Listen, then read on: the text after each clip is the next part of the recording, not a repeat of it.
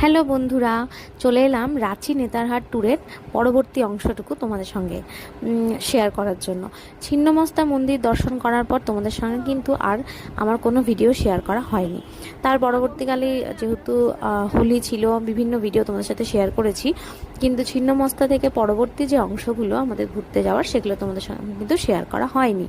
তাই আজকে নিয়ে এলাম ছোট্ট করে একটা ভিডিও, যেটা আমরা দেখতেই পেলে যে ছিন্নমস্তার মন্দির গেছিলাম, তারপরে কিন্তু আমরা পরবর্তী ডেস্টিনেশন হচ্ছে জোনা ফলস। সব ঘুরে যাচ্ছি আমি, ছিন্নমস্তা দেখা হয়ে গেছে, এরপর আমরা যাচ্ছি জোনা ফলসের দিকে।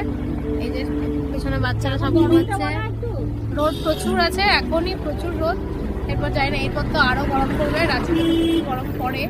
এখন কিন্তু মানে ভালোই রোদ, রোদ একদম মানে মাথা একদম ঘুরছে রোদ। যাই হোক, ঘুরতে যখন বেরিয়েছি এতেই ঘুরবো।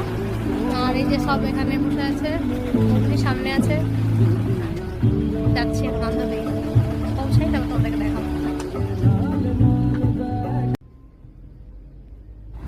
একটা কথা তোমাদের সঙ্গে শেয়ার না করে পারলাম না, ফোনে কতটা তোমরা বুঝতে পারছো জানি না। এই যে ভিডিওটা আমি বানিয়েছি, বা আমার সাথে যারা গেছিলো তারাও অনেক ভিডিও ফটো বানিয়েছে, ফটো তুলেছে, কিন্তু নিজের চোখে দেখে যে মানে যে ভিউটা পাওয়া যাচ্ছে, বা যে মনে শান্তিটা বা চোখে শান্তিটা পাওয়া যাচ্ছে, সেটা কিন্তু ফোনের মাধ্যমে আমরা তুলতে পারছি না। তাই তোমাদের সবাইকে আমি রিকোয়েস্ট করব, অবশ্যই অবশ্যই নিজেদের সময় অনুযায়ী একবার এইদিকে এসো ঘুরতে।